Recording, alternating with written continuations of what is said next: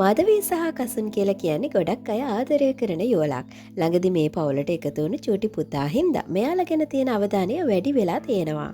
මේ අතර කසුන් මහේන්ද්‍ර අද තමන්ගේ ෆේස්බුක් පිටුව හරහා තමන්ට සහ මාධවීට මුහුණ දෙන්නට සිදුවුණු අමිහිරි අත්දැකීමක් බෙදාගෙන තිබුණේ මේ විදිහට.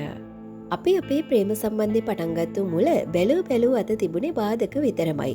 අපේ ආදරය ගැන ආරංචි වුණාම හතර අතින්ම මතුවනේ කුණු කතා විතරමයි.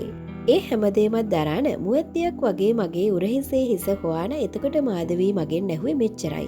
මගේ අත හැමදාමත් තදින් අල්ලන් ඉන්නවා නේද. එවල එයාගේ ඇස් තිරිසුනේ ලෝකේ ලස්සනම තරු රටාවටත් වඩා ලස්සනට මට පෙනුනෙම එහෙම.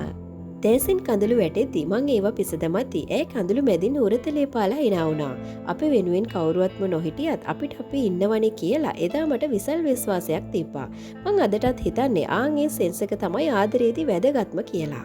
ඒ කාලේ සමහර නෑදෑයෝ තැන්තැන්වල කියලා තිබුණා ඔය කසුන් ජීවිතේටවත් අපේ කීව කසාද බඳින්නේ නෑ කියලා. පිටරට පදිංචි තවත් නෑදෑ ස්ත්‍රියක් මාතවීට දරුවෝ ලබන්න බෑ කියලාත් කියලා තිබුණා. දැනුත් ඒ අය එක එක තැන්වල එක එක කතා කියනවා ඇති. ඒත් අපේ කතාව හරියටම දන්නේ අපි විතරයි. ඒ නිසා කාටවත් වෛර නොකර අපි අපේ ගමන ආවා.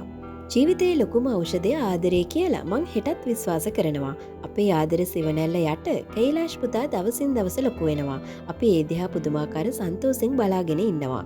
අද සමාජයට වැඩිපුරම අහිමි වෙලා තියෙන්නේ ආදරේ. පුතා මතුදාක බොහොම ආදරණීය කෙනෙක් වෙන්න කියලා අද මං ප්‍රාර්ථනා කරනවා. මගේ පෙම්බරීගේ ළමැද මේ දැනුත් සනීපෙට තුරුළු වෙලා ඉන්න පුතාව දකිද්දි එදා මාධවී කඳුළු පුරෝගත දෑසින් මගේ අත හැමදාමත් අදින් අල්ලන් ඉන්නව නේද කියලා අහපු හැටි මට මතක් වෙනවා. ඒකට හරිම උත්තරේ අනේ මේන් දැන් හම්බ වෙලා තියෙනවා. මං විතරක් නෙමෙයි දැන් නෑව හයියට අල්ලගන්න මගේ පුතත් ඉන්නවා.